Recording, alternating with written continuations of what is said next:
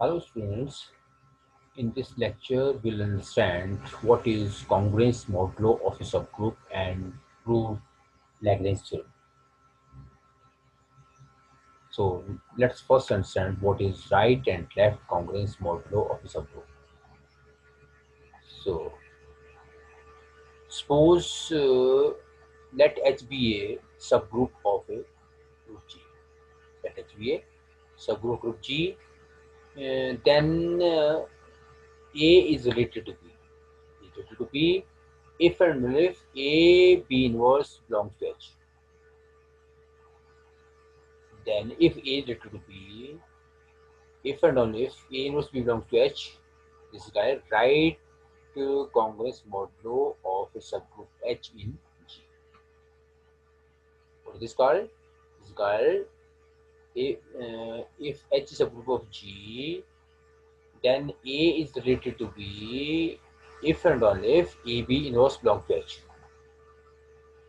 Then this relation, what this relation implies? This relation implies uh, this, this implies the subgroup H is a congruence, is a right congruence modulo to a group H. Right congruence modulo to H.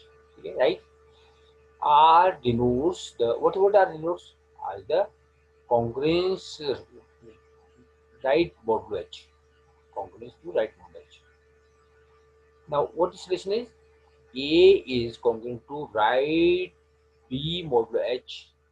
A is congruent to right B modulo H. When it is true, how will you read it? This is A is right congruent to modulo B. A is right congruent to B modulo H. What is it? A is right congruent to B modulo H. When will this be? When will this be equal? It will equal if and only if A B inverse belongs to H. H is subgroup of G. If in a subgroup AB belongs to H and AB inverse also belongs to H, then we will say that A is right congruent to B modulo H. Similarly, if A is congruent to left modulo B, A is congruent to A is left congruent to modulo B is left congruent to B modulo H. When we say this implies A inverse B of H. So H subgroup G, if A is related to B, the relation R, what this relation R is a left congruent modulo B to H. Is it to B if only A inverse B belongs to H. Left congruent modulo H of a group G. Right? So this relation, this is the other way of how do you pronounce it, how do you denote it? This is the other notation of if it's subgroup, it belongs to H, A inverse B inverse. This is uh, uh, left congruence. And if A belongs to H and A B inverse belongs to H, this is a right congruence. Right congruence. Right? Now you can easily prove that this left as a right congruence modulo is an equivalence relation. Now let's prove Lagrange's theorem. Lagrange's theorem is order of each subgroup of a finite group is a divisor of the order of a group. Order of each subgroup of a finite group is a divisor of the order of a group. Given is let G be a finite subgroup of order. Finite order, finite group. So let G be a group. G be a finite group order. Therefore, order of G is n. Now, order of each subgroup of finite. H is a subgroup of G, and if H is finite order, then G is finite order, then H must be finite order. A subgroup of G, this is a subset of G. H is subset of G. So if G has a finite order elements, that must have because it's a subset of G. It must have finite number of elements, and let this order be equal to N. Now, what to prove, or is to prove what we asked to prove that order of H divides order of G. That is, we have to show M divides N. Because order of M, H is M, this implies H have M elements. And let us suppose these elements are H1, H2, H3, so on to Hm. Be M distinct elements of H. Be distinct elements of H. Let A belongs to G. Then HA is the right coset of H in G, and we have HA is the set of all HA such that H belongs to A, for all H belongs to A and A belongs to G. What is this right coset of HA? H under A is the set of all HA, set of all HA, set of HA for all H belongs to H and A belongs to G. So what are the elements of this? How many elements this H will have? There are M elements. So HA will be equal to H1A, H2A, so to HM. Now, our aim is to show that, now we will show that HA have M distinct elements. What is now our aim to show? HA have M distinct elements. So we'll prove it by contradiction. Let us show that two elements of HA, this right coset of HG, are equal. Let's suppose these are equal. HI A is equal to HA, for 1 is less to I is less than J, and I is not equal to J. If we apply that, because H is G subgroup, H is a group and G subgroup of G. H is a subgroup of G and G is a subgroup G and G is a group. Therefore, cancellation law holds in H as well as in G, both. So if we apply right cancellation law by A, we'll get A into inverse by inverse, A into inverse, A into inverse, A belongs to G is a group, say inverse equal to E, Hi into E, this guy J into E, so this guy J is equal to G. Now both Hi and Hj belongs to H. J and J belongs to H and are distinct. Therefore, Hi is equal to Hj is a contradiction. Yeah, Hj belongs to distinct. They are distinct and H is equal to. Therefore, our supposition is wrong. The two elements of this right coset H and H under A is have same elements. Therefore, each right coset of H and J have M distinct elements. We know that any two distinct right cosets of H in G are disjoint. Properties of right coset. We know that any two distinct right cosets of H in G are disjoint. So, since G is a finite group, then the number of distinct right cosets of H in G will be finite. Equal to K. Say, since we know we have studied the properties of right cosets that any two right cosets of H in G are disjoint. Since G is finite, then the number of distinct right cosets of H in G will be finite and equal to K. Say, has distinct K right cosets. Now, and we also any set is union of the distinct right cosets in G. So the union of the these K distinct right cosets H in G would be in G is equal to G. Thus, HA, HA1, HA2, HAK, HA1, HA2. These are right cosets made by A1, A2, AK are the distinct right cosets of H in G. Then G is the union of these right cosets, distinct right cosets. If we discuss the number of elements in G and its right cosets, so we know that how many elements this have? M. How many elements this have? M. How many elements this have? M. They are distinct. They are distinct. Therefore, number of elements in G will be equal to number of elements in right coset H found by HA1, HA1, number of elements in right coset of HA2, and so on. Number of distinct number of elements in right HA2.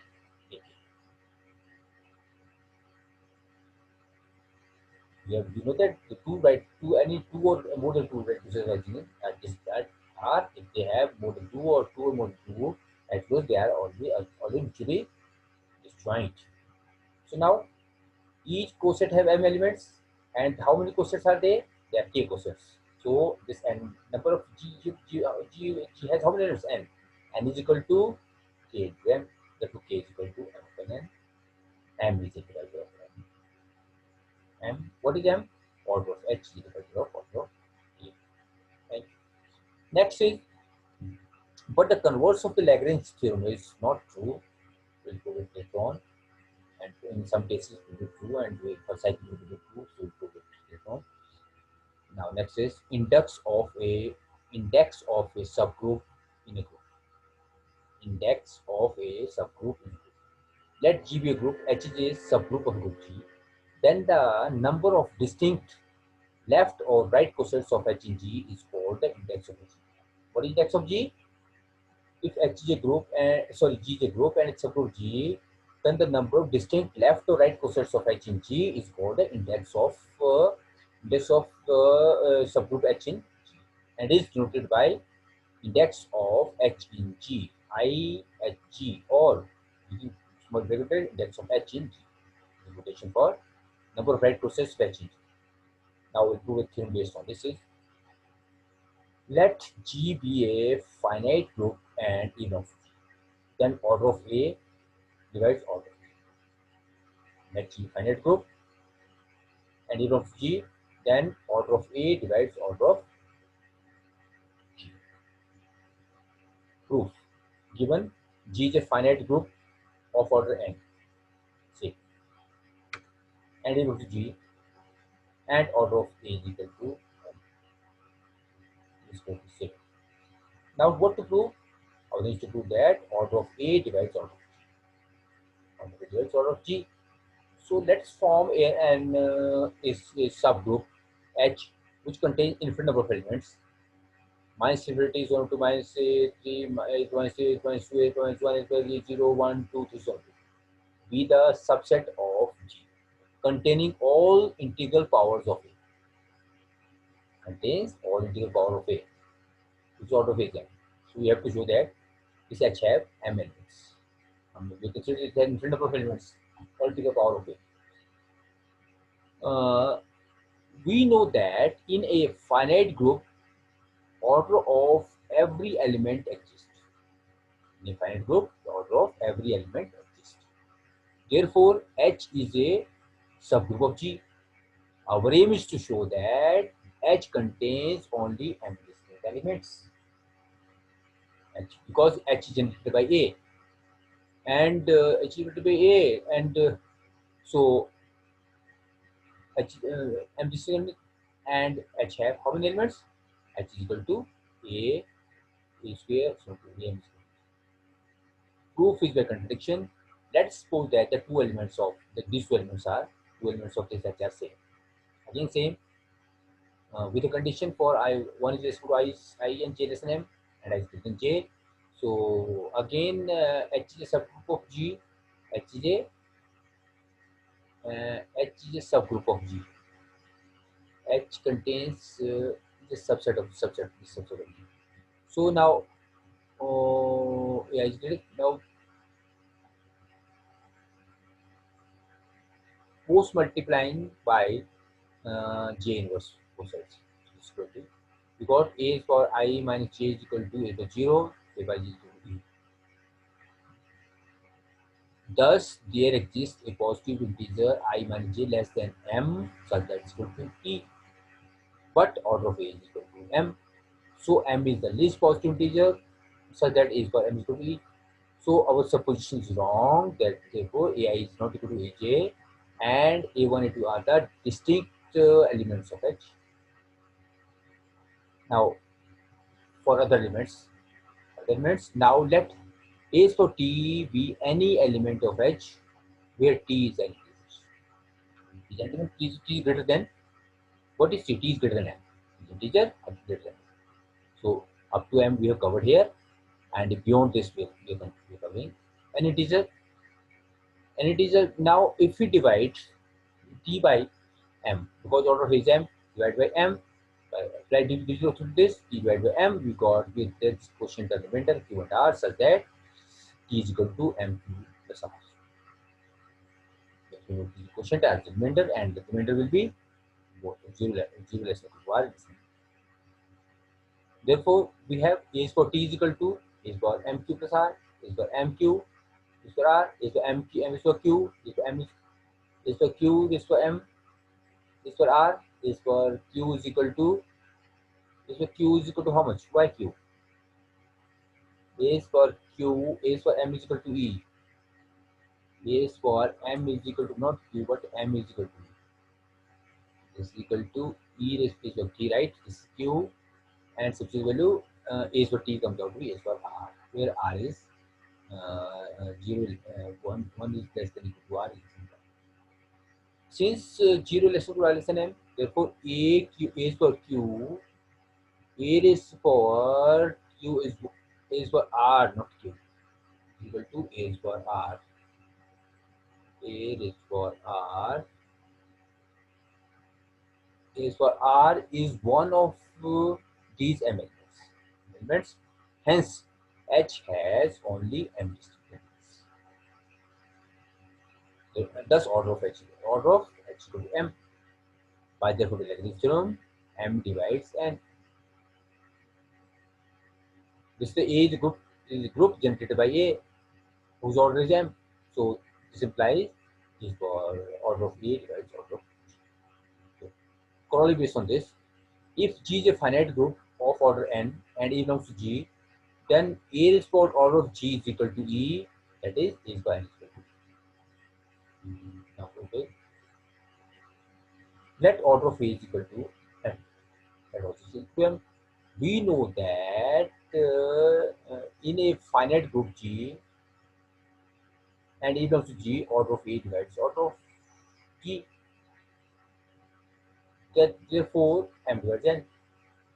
If M divides N, then this quotient Q from integer such that is because M divides N. M is equal to N equal Q. Now, therefore, we can write A is power N. Order of G is equal to order of G finite to power N. A is for N can utilize, A is for MQ is equal to A is for M is equal to Q, A is for M is equal to E, E is equal to Q is equal to. This implies A is the order of A is for order of G. A is for order of the group is equal to of finite group is equal